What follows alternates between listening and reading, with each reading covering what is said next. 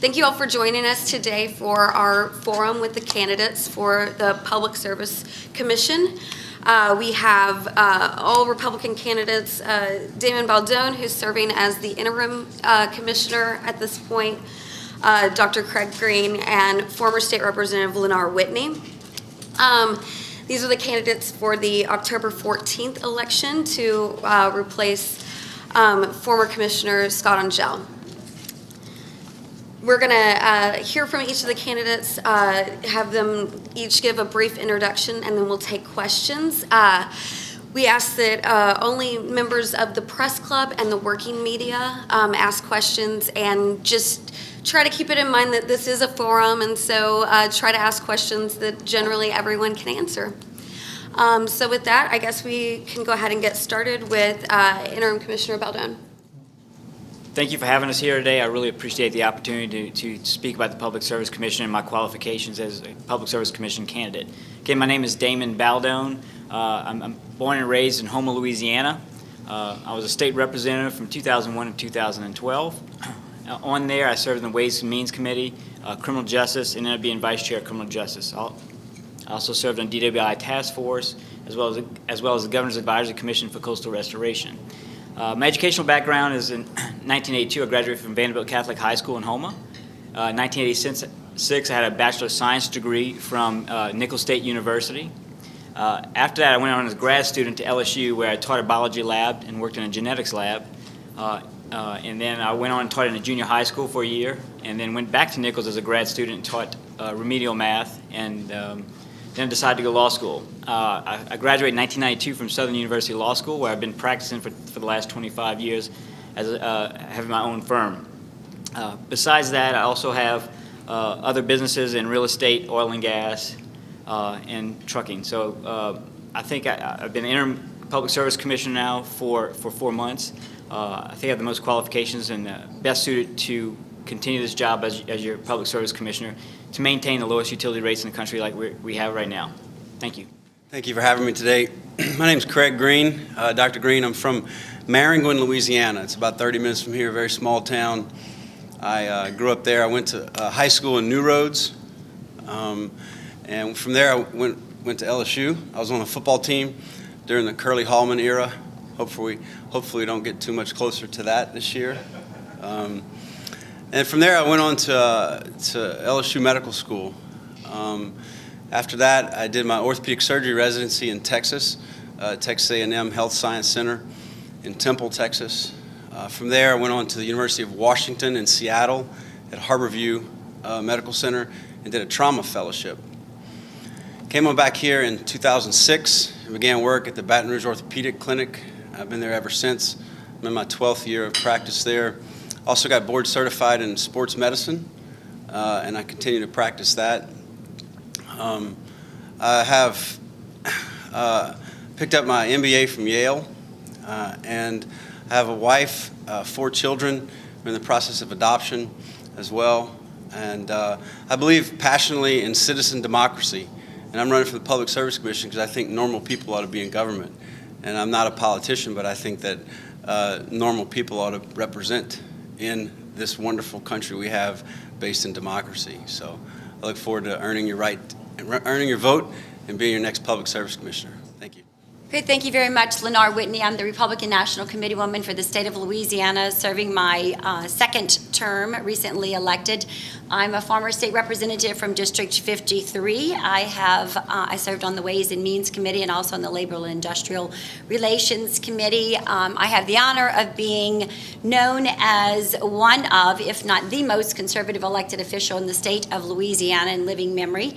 As a member of the RNC, I'm also on the Conservative Steering Committee. So it is my job as a Republican National Committeewoman to make sure that the Republican Party stays conservative.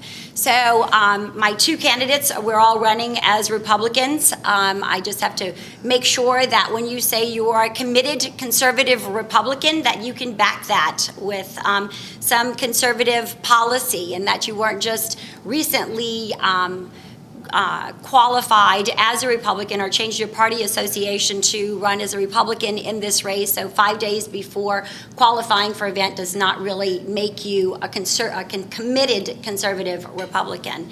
I also am the only Republican candidate that did not vote for, support, or endorse our current governor, John Bel Edwards. Thank you very much. So I guess first off, just to get things started, the Public Service Commission, even though it may not be the highest profile position, it's known as one where you're an advocate for consumers, but also an advocate for maintaining the interest of what's in the best interest for businesses. So I'm curious to hear from each of you, what do you see as your priority, and what can voters expect from you when you have to make a decision between the consumers and protecting businesses? And we start off with Dr. Green. Good question. So first and foremost, I'll represent the ratepayer. And the Public Service Commission, what we're going to try to do, this is all about two things: reliability and affordability. We really like our electrons, right? We like our power to come on no matter what. And we like for our rates to be low. And currently, they're the lowest in the country. So no matter what, we have to keep those two principles in mind. How do we keep reliability and affordability? But at the same time, moving forward, how can we bring jobs, keep jobs, and grow economic development? And I think what the Public Service Commission does is it's at the nexus of business and society. And so we have to keep that, as these decisions come before the committee, keep those principles in mind. It's about reliability and affordability. And if there's ever a choice between business and the ratepayer, I'll always choose the ratepayer. Thank you very much. My campaign slogan is to protect the ratepayers. So I certainly think that we need to have safe, reliable service. And absolutely right, when you go to that light switch, you want to make sure that the light comes on. You want to make sure that we have a low rate. Like right now, Louisiana has the lowest rate for our citizens, and we certainly want to make sure that we maintain that. That is something that the commissioners have been doing for many years, well, at least for the last couple of years, and we want to make sure that that rate is certainly maintained. We need safe, reliable energy. We need to make sure that we reduce the regulatory environment in the state of Louisiana, and we also need to make sure that the Public Service Commission does not become an obstacle to the free market enterprise. There's always a fine balance between of course, reliability, increasing the rate for the price of the consumers, and also when it comes to the business industry. But certainly it is foremost for protecting the ratepayers of the state of Louisiana. The ultimate job is to protect the ratepayers, but in this case, a lot of times businesses are ratepayers, so the consumers are on the same side of this ballot. The industrial groups, the commercial groups, and the ratepayers all pay electric bills, and they're all influenced by our decisions on the Public Service Commission. So the ultimate thing is to maintain the lowest rates in the country, which I'm proud to say that's a category that Louisiana should be extremely proud of it being #1 in, is that we have the lowest rates in the country. I intend to maintain that position so that our rates are the lowest for business and for the consumers. I've fought 25 years as a consumer rights advocate as an attorney, and I plan to continue that fight on the Public Service Commission. The question is, while talking about keeping rates low, also Louisiana consumers tend to use more energy. So what, as a Public Service Commission member, would you do to try to cut back on the amount of energy that's used? And we're going to start this off with Ms. Whitney. Well, thank you very much. Yes, we do have the lowest rates. We do. We have a huge capacity for energy along the rivers in our refineries, so there's lots of energy that is being consumed in the state of Louisiana. Presently, with the Commission Board itself, there's efficiency programs that have just been adopted. They're pilot programs so that we can go to municipalities and also government or businesses to let them know of some efficiencies that would be allowed through grants right now that are currently available through the Public Service Commission. So, and education, we also had a forum with the Alliance for Affordable Energy. And there's also efficient ways that we can also educate the residents and make sure that there's some weatherizing and energy efficient things that they can do for their homes. And we could certainly incentivize homeowners and give them some kind of credits for making sure that those homes are weatherized and that they can reduce their energy by practicing that. Thank you. Thank you. It is correct that we in Louisiana have some of the highest bills, but we have the lowest rates. And one factor is that is obviously because of our climate. We have extremely hot climate in the summertime, extremely cool, can be extremely cold in the wintertime, so that's why we have high bills. So the best way to combat that is through energy efficiency programs. I'm proud to say, in a Public Service Commissioner, we started an energy efficiency program that will give government agencies the right to get energy efficiency programs into their buildings, as well as a program to get it to the consumer. This is a new program. It's in the second year on the Public Service Commission. Unfortunately, we are one of the lowest in the state, in the United States program. So I'd like to, after this first year, I've seen that it's been a huge success, and we plan on expanding that program because by energy efficiency is how we'll curtail the use, especially in the peak summer months and in the winter months when it's really cold. Thank you. It's a great question, Mark, and I think it revolves around a few key concepts. Energy efficiency is the key, but educating consumers. Scott Hempling had a great email article today that revolved around the difference between opt-in versus opt-out, and if it was a choice between the two, you could actually have a lot more energy efficiency in an opt-out program versus an opt-in program. And I think there are going to be a wave of those type technologies that consumers, if we educate them appropriately, the energy efficiency savings on consumption can be a whole lot more. And then, as Lenore actually mentioned, if we can incentivize consumers on that and educate them, because I think a lot of this is around the human behavior of incentivizing them. So it's a great point. Thank you. The Public Service Commission deals with a lot of data, deep spreadsheets and all of that. What specifically in your background makes you capable of evaluating this type of data on your own? And we're going to start off with Mr. Baton. Thank you. You're correct. This position is about looking at a lot of numbers and making sure that the ratepayers are paying the right cost. My background is I have about 18 different companies that I've started, and that's what I do. I look at financials all the time. I also served three terms in the House of Representatives in looking at the state budget. So I've had a lot of experience looking at numbers. By running my businesses, I have a lot of other help in my managers, and so I'm looking at the numbers. That's all I do all day long, is kind of look at the numbers, make sure they're there, understand, talk to the CPAs, talk to the accountants, to make sure we have the right cash flow, and to make sure that that we make sure we have the funds available for future. I'm also, I hate to say, like an economics nerd. When I work out every day, I listen to Freakonomics or Planet Money or The Economist. So that's what I love to do as a passion. Thank you. I'm a small business owner, orthopedic surgeon, and I have my MBA from Yale.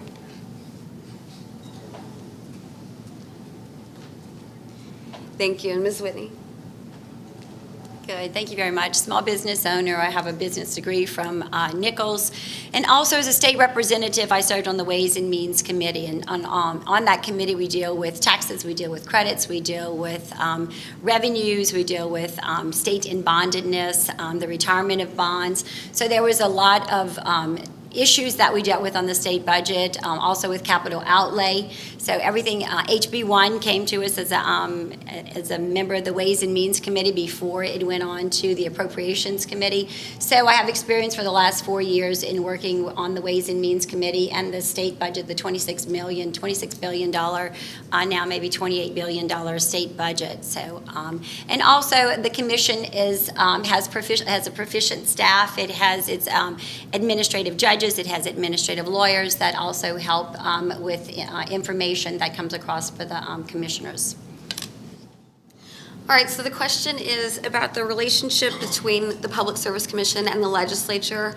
And basically asking the candidates, what do you view as the relationship as it exists there, and how would you respond in that? That's a good question. I get along with a lot of the legislators, and I think we have to. I think it's up to us, up to society, for us to work together. Now, if there's ever a dispute, I think that's where the legal system comes in, and if the justice system does have to decide if there's a dispute, well, that's why they're there. And so if there is ever in a Venn diagram sort of overlap, then that's probably okay too, because they're deciding, maybe we have overlap in a decision-making authority, and that'll get parsed out. But I think all in all, we get along very well, and that's good for society and good for Louisiana. The Public Service Commission in Louisiana is different than a lot of other states because we have separate authorities separate from the legislature and the governor. But I think it is important that we get along and have conversations along the way.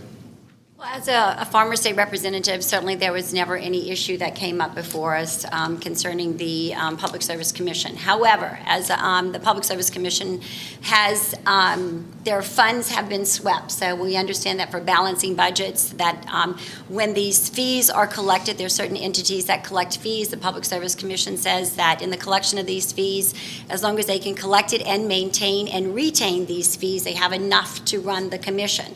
However, in the past, what has happened is that the administration has swept these funds. And so that's the big complaint, I think, from the Public Service Commission, that we want to make sure that the fees that are collected in order to run the commission are given to the commission and that they are off hands and off limit to the legislators. Exactly. Thank you. Yes, I'm not in favor of the legislature sweeping fees from the Public Service Commission because they self-generating fees.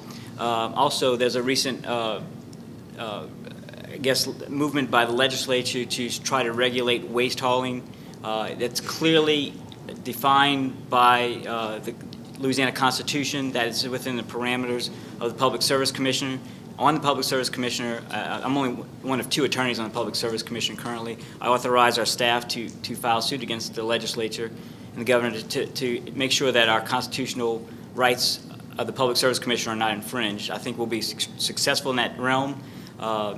Again, I don't think there's a big rift between us and the legislature. I'm working with Senator Blade Marsh. We implemented rules to try to help address the situation that they had, so we work with the legislature, but I will always make sure that the legislature does not infringe upon the constitutional rights protected under the Public Service Commissioner. Okay, the question is about the cable TV industry, and what role do you see as, what role do you think that the Public Service Commission could play in this as there's more and more consolidation among the companies? The Public Service Commission basically has ruling over the telecommunications industry, but mostly for landlines. And as we see, as you said, that the market increases and then we have monopolies, whether it's in the utility business or it's in the telecommunications business, we just want to make sure that there is a fair playing field amongst everyone that is participating in that commodity. So, and that we want to make sure that there is a fair balance recording and the playing field is advantaged for competition in that respect. But for the most part, for the telecommunications, it's our landlines that AT&T and other companies that we would regulate for the Public Service Commission. Unfortunately, there's little we can do in a Public Service Commission to address that because it's controlled by the FCC. The most complaints I get as a Public Service Commissioner is, unfortunately, about cable and about internet, which we have very, very limited access to help regulate. We do have, again, like AT&T and Cox and Charter. We do deal with them mostly for landlines and some other things, so we have limited jurisdiction over them. And I do help all the constituents out when we do get a complaint with those companies. But as far as where this field is going in the next several years, it'll be a lot of internet delivery systems and cable systems. That's how people will get their media. And we don't have a regulation on that, unfortunately. But I wish we could expand that somehow, because that's where most consumers have a lot of issues that we need to address. I echo the jurisdictional concern about the FCC, and I'll also say that my kids watch most of their television on their iPhone via Netflix, so I think the future is still going to be juggled with regards to cable television. I'll also say that in general I favor letting market dynamics and competition rule when favorable, and what the Public Service Commission does do is regulate monopolies when they need to be regulated, and if that is the case under our jurisdiction, then we'll certainly take a look at that. Okay, so the question is about incentives to encourage energy efficiency and whether that should be up to the PSC to decide or if that should fall on some other entity. So for this one, we will start off with Mr. Green, please. I would generally favor when the pilot program is undergoing and completed data, and whether that is a committee or myself, as long as there's sufficient data to show how much savings, who got the savings. And so it doesn't matter to me whether it's a committee or myself, but I just would want to make sure there's sufficient data that we can make a strong decision based on solid data. I know in the medical field there's type 1 or type 2 error based on research, and you can make wrong decisions if you don't have if you have an underpowered study based on insufficient data. So I think the important thing is that you have enough and sufficient data to make a decision on. I think that decision would fall directly under the Public Service Commissioner's jurisdiction. I think that there is no reason why that we represent the state and that we have different programs that are going to be piloted or using these energy efficient programs. So I think that it would be something that we could all discuss. And as you say, we have a proficient staff. We could get all the information, and I think that the Public Service Commission could certainly rule and make that decision. On the Public Service Commission, we're just completing our first year of this pilot program, and all 50 states have some form of this energy efficiency program. So what I intend to do over the next coming months is to examine all the 50 states and to see how they do it and what's fair and balanced. It's an excellent program. I think it needs to be expanded. Again, Louisiana has one of the lowest funded programs. I'd like to see increased funding. And then we'll see what's best practices to make sure, to see what other states have done, see what mistakes they've made, and to make sure that the money gets to the people and to the businesses. And that's one thing I found right away is that a lot of these energy efficiency programs, there are these consultants who make a lot of money, but yet the money doesn't actually go to the consumer or to the government. So I want to make sure that we maximize, to get the best return of an investment from our energy efficiency program by getting more of that money into actual products that curtail energy. So the question is a follow-up to the last one, more directly speaking to whether these types of incentives could be seen as sort of a quid pro quo, political favor. So with this, we'll start with Ms. Whitney. Even as a state representative, even as it came to capital outlay, we're all pushing for things within our district. We're all trying to satisfy our constituents. We're all trying to bring home the money. I'm from the South. It was capital outlay for our levies, And so I think that this is basically falls under that. We're all trying to work with consumers to make sure that, the dollars are spent and that we're helping them with these programs. And so I think as a legislator, I think that's what you're called to do. We have to make some tough decisions. We all have to kind of work together on a panel, just like capital outlay. I don't think it has to be a specialty. I think that there would be ways that we could divide and see what types of regions around the state would actually would be benefiting from that. So I think that even with all the municipalities, that wouldn't be a hard way to do with to spread the wealth and throughout the state. Thank you. The current system that was set up prior to me getting there, that yes, right now the Public Service Commissioner does have the one that decides where the grants go. That's why I'm willing to look at all 50 states to see what other states do to make sure that it's fair and an honest, open system. We are responsible to the voters. I right now I have to make some grants actually this week.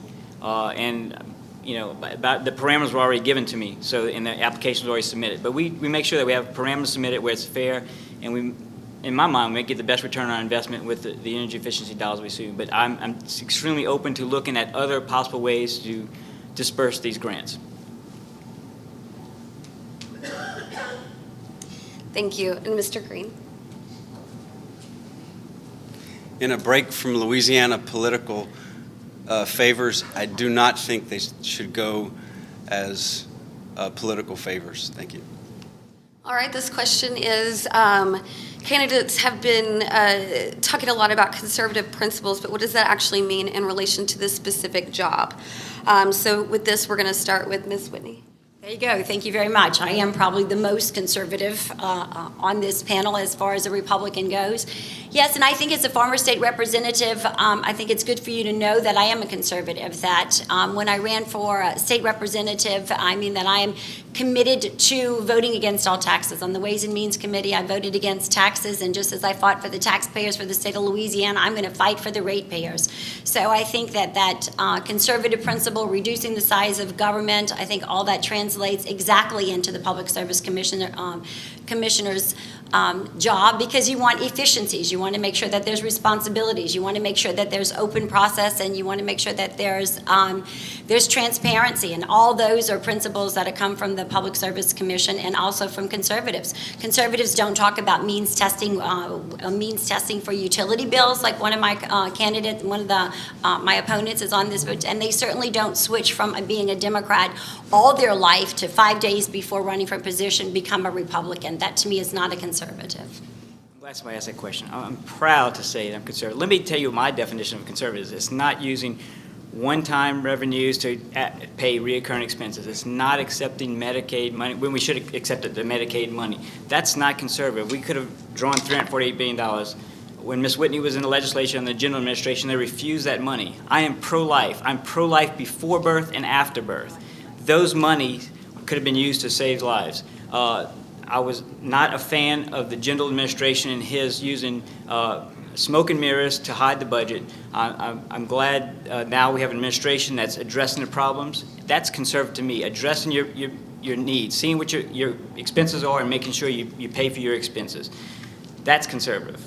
I'm a Christian, I'm a conservative, and I'm a Republican. And I think what that means on the Public Service Commission is that being conservative, we have to conserve our resources. And what that looks like is keep rates low, and we have to make sure that everything that the utilities are reliable and affordable, and that keeps money in the ratepayers' pockets and not in the utility companies' pockets or in the government's pockets. And I think that's what being conservative as a commissioner means. So the question is about what each of the candidates see as the role of the PSC these days as there's more federal regulation over railroads and trucking. So for this, we're going to start with Mr. Baton. Yes, under the Constitution, we regulate common carriers. So we still do regulate waste haulers, industrial waste haulers, hazardous waste hauling. Again, recently there was, back in front of the Public Service Commission's preview, the legislature tried to implement some legislation that was clearly within the jurisdiction of the Public Service Commissioner. We've since adopted rules to help clarify the issues that were in front of the legislature. So there is still a huge need for us to regulate the hazardous waste industry, especially with the huge growth that we're experiencing in the Lake Charles and in the Baton Rouge area with these new plants. There's a much more need for these trucks to come out, so I feel that we're doing it at the right time to increase the competition in the industry, but with still protecting and maintaining the environment from potentially unscrupulous hazardous waste haulers. Thank you. Mr. Green.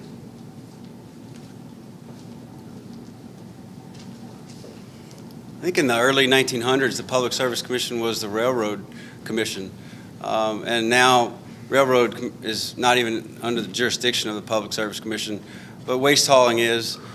And now waste hauling, the legislature and the Public Service Commission are in alignment, and I think that's good for the consumer. Market forces are now in play, and that's good for competition.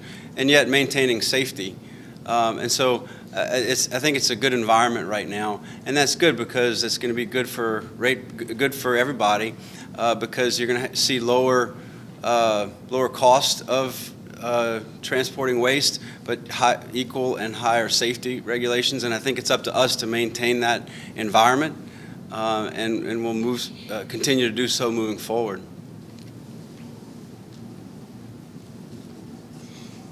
Thank you. Ms. Whitney? I think that the commission has a limited role in the railroads. I think it's basically now for the private crossings. Railroad crossings are under the jurisdiction of the Public Service Commission.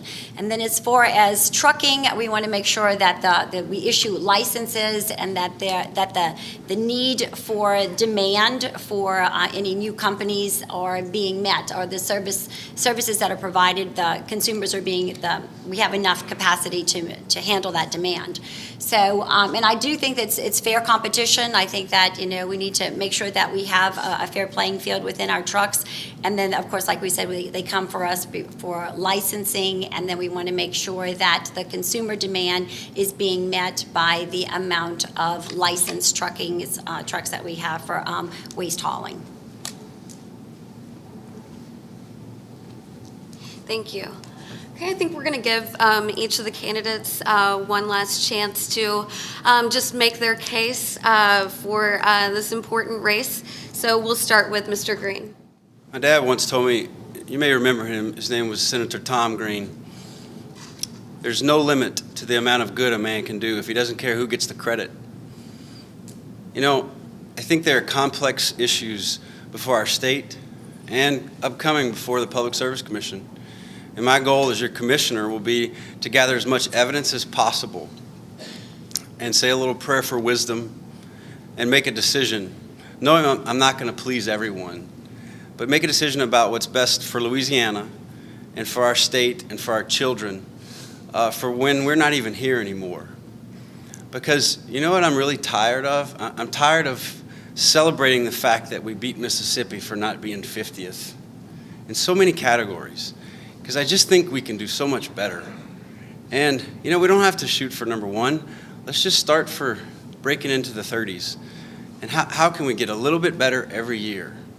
And that's why I'm doing this. And you might think, why would a guy do this? And I just think we can do better.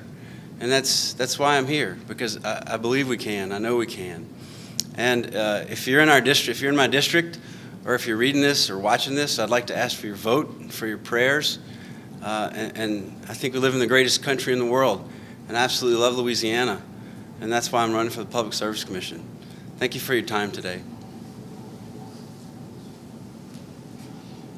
Thank you. Ms. Whitney? Thank you very much. And when I ran for state representative, I was in a time in my life where I thought this was time for me to give back to the state of Louisiana, to actually serve the public in that capacity and to be a citizen legislator. So I took advantage of that opportunity, and then I certainly realized the need for good conservative rulings and good conservative legislation and commitment to the state of Louisiana, and people that would stand strong and be committed and be courageous to make sure that they made the right decisions and for the state of Louisiana and looked forward for did the best service for our children and for our grandchildren. And I think that I was one of those legislators who certainly stood in the fire, and actually I have a voting record to prove just how conservative and what I actually stand for as the state of Louisiana. I'd like to be a full-time public service commissioner. I'm going to dedicate myself to this job to be the best public service commissioner I can. I'm not looking at this to run for another position, whether it be governor or it be senator. I really want to maintain and be the best I can as a public service, and then to really serve the constituents and for the state of Louisiana. I'm in the telecommunications industry right now, and I know exactly how demanding it is that you're there to answer that phone and that you have a direct relationship with the constituents in your district, and I plan to do that. I humbly ask you for your vote. I know that I think that I am I have the right qualifications to do this job, and I'm committed to do the absolute best that I can. Thank you so much. Thank you. And Mr. Baton? Thank you. I'm proud to say that I think I have the most qualifications for this job. I'm an attorney for practicing for 25 years. I've been in the state legislature for 3 terms. I'm a small business owner. And most of all, I'm committed to do this job full-time. I think I've been doing this job for the last 4 months, and it's easily a 40-hour-a-week plus job. I have the time and ability to do that. I have the most qualifications. I have 17-year track record. You can see my record that I'm honest, hardworking public servant, and I'm honored to continue to do that for the rest of this term for this Public Service Commission. Thank you. All right, thank you all so much for joining us today for the forum. Don't forget, the election is October 14th. Early voting is underway. And if you can join us next week for our press club luncheon, Dr. Jim Henderson, the president of the University of Louisiana system, will be joining us. Thank you.